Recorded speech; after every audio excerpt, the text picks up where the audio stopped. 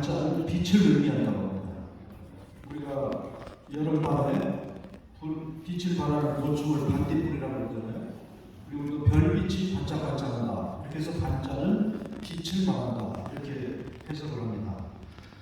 우리 크리스찬들은 빛이다 하면 예수님이잖아요. 그래서 우리가 반갑다 인사를 할 때는 마치 예수님을 보듯이 이런 얼굴로 인사를 해야 될 줄로 믿습니다. 그러면 아마 여러분들 사업에서 만나는 커스터머를 만날 때 예수님을 만난 듯이 인사를 한다면 여러분들이 사업이 원더풀, 원하는 것보다 더 잘 풀릴 거다 이렇게 생각을 합니다.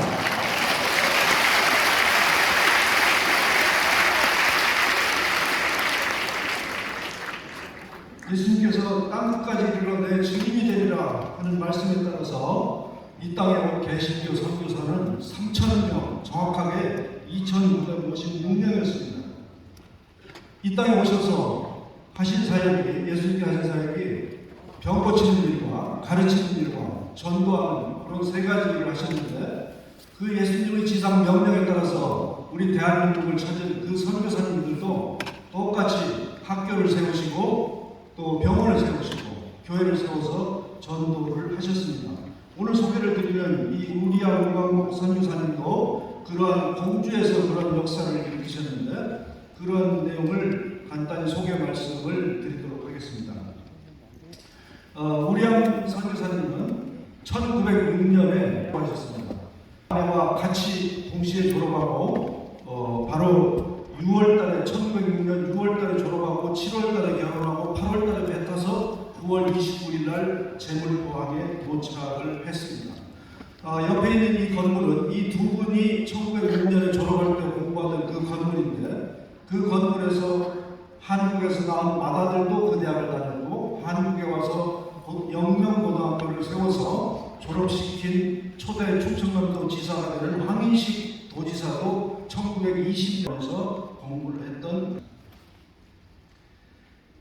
한국에서 34년간 공주영명학교 교장을 지내면서 많은 제자를 기르려고 가정적으로 그 사이에 5명의 자녀를 모두 한국에서 낳았습니다. 그 중에서 안타깝게도 2명은 풍토병으로 하늘나라로 먼저 보냈습니다. 오른쪽에, 사진의 오른쪽에 서 있는 여자 어린아이가 8살에 아깝게도 하늘나라로 간 올리브라는 그 조그만 어린아이인데, 그 무덤이 지금 공주 선교사 묘역에 지금 있습니다. 가운데에 있는 아이가 우광복입니다.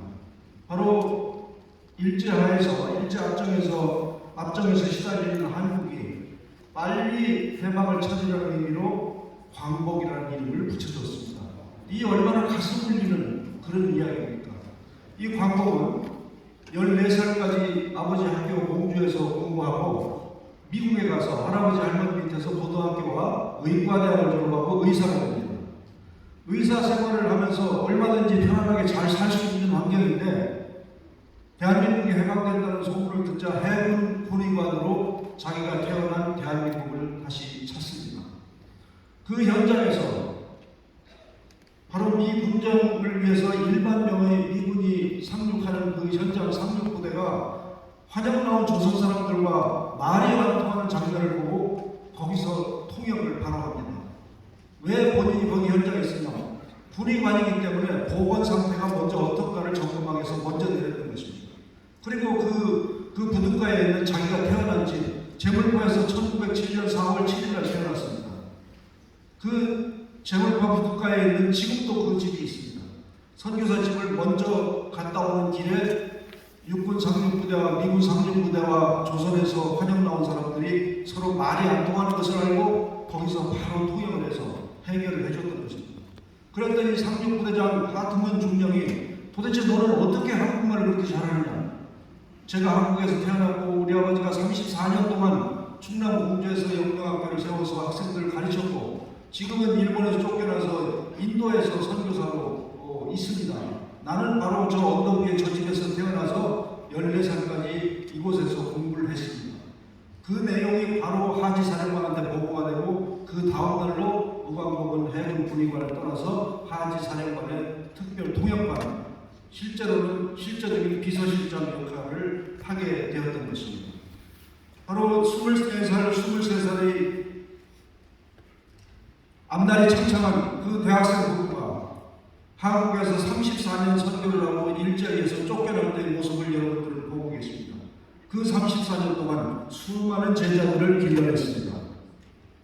우광복은 특별히 제물포에서 태어난 이후 아까 말씀드린 대로 공주에서 공부하고 또 미국에서 의사가 되고 미 군정 기간 동안에 짧은 기간이었지만 3개월 동안 한국에서 근무합니다. 3개월 동안 뭘 했겠느냐 이런 생각을 하실 수 있지만 제가 설명드리는 것을 들으면 아마 생각이 달라지실 거라고 믿습니다. 이 미 군정 하지의 그 통치 기간 동안 한국말을 할 수 있는 상륙 당시에 미군 1만 명이 상륙하는데 한국말을 할 수 있는 사람이 아무도 없고 우연히 발견하게 된 이 우광복밖에 없었다는 것입니다. 우리가 지금 생각하면 이해가 안 되는 거죠. 무슨 행정이 그런 행정입니까? 얼마나 정신 없었으면 그렇겠습니까? 8.15 일본 천황이 일본 왕이 그 항복 선언을 하고 나서 오키나와에 있는 미군 1만 명을 그 추순해가지고 최대한 빨리 그 제물포에 들어온 것이 9월 8일이었습니다. 1940년 9월 8일.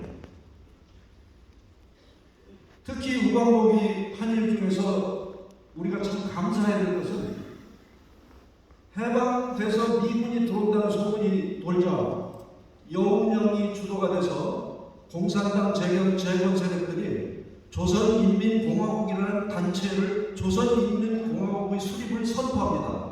그게 상륙 부대가 도착하기 이틀 전인 9월 6일입니다.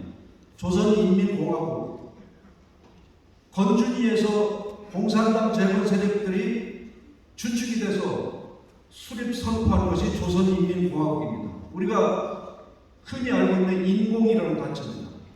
우광복이 와서 보니까 한국말은 우광복밖에 못하니까 사령관이든 장군이든 아무도 무슨 내용이 벌어지는지 알 수가 없어요. 그 판에서. 우광복이 보니까 이건 말도 안 되는 거예요. 아니 무슨 사회단체가 나라 국자를 붙여서 쓰냐? 이건 말도 안 된다. 사령관한테 보고해서 빨리 포고문을 밝혀야 됩니다. 이 남한 땅에서 유일한 정부는 미군 정부밖에 없다. 이 사실을 포고문을 밝혀야 됩니다. 포고문을 누가 쓰겠습니까? 한국말 아는 사람은 자기밖에 없는데. 우광복이 포고문을 다 쓰는 거예요. 다 써서 허가를 받은 다음에 포고문을 기자회견에서 발표를 합니다. 기자들이 이 포고문은 너무 내용이 격렬하고 말이 조선의 예의범죄를 어긋나기 때문에 우리가 받아서 쓸 수가 없다. 이렇게 항의를 합니다.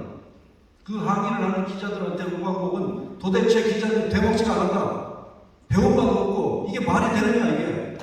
너희들이 하는 그 신문들이라는 것은 전부 극진 좌파 종이 조각에 불과하다. 이렇게 공격을 해야 됩니다. 이런 기록들이 지금 나오고 있습니다. 여러분. 보수 진영에서도 빨리 신문을 만들어서 새로운 시각의 내용을 발표할 수 있는 신문을 만들어달라. 이렇게 요구를 합니다. 그 결과 45년 10월 10일 조선인민공화국 단체는 해체하거나 이름을 바꿔라 하고 명령이 떨어집니다. 전국 조직으로 갇혀있던 인민위원회 지금 우리가 들으면 이름부터 섬뜩하지 않습니까 지금? 그렇지만 그 당시 대한민국 사람들은 특히 대한민국 지식인들은 공산주의를 더 선호했습니다. 우광복이 와서 여론조사를 해보니까 우리가 앞으로 어떤 정부를 지향해야 하느냐 여론조사를 해보니까 공산주의로 가자고 하는 여론이 30%, 사회주의로 가자고 하는 여론이 43%, 두 개 더하면 73%, 4분의 3이 공산주의나 사회주의로 가자는 여론이고 민주주의로 가자는 여론은 30%도 안 되던 그런 시절입니다. 지식인 사회에서조차 설마 그럴 리가 우리 좀 상상이 안 되죠. 그때는 공산주의가 좋은 것 줄 알았습니다. 거기에 우광복은 미국에서 공부하면서 소련 볼케비시 혁명을 일으키면서 수천만 명을 죽여가면서 정권을 잡는 모습을 본 우광복은 생각이 달랐던 것입니다. 아무리 좋은 사상이든 아무리 좋은 정치든 아무리 좋은 철학이든 사람을 죽여가면서까지 한다는 것이 말이 되는 것입니까? 바로 우광복은 그 점을 봤던 것입니다. 바로 여운형이 지금 미소공동위원회 소련 대표들과 악수하는 그런 장면입니다. 미군 군정뿐만 아니라 미국 본토 정부의 중도 정부를 수립하고자 했습니다. 미소 공동위원회를 개최하면서 소련의 심기를 건드리지 않으면서 좋게 좋다는 식으로 중도 정부를 건설하고자 했던 것입니다. 그 대상이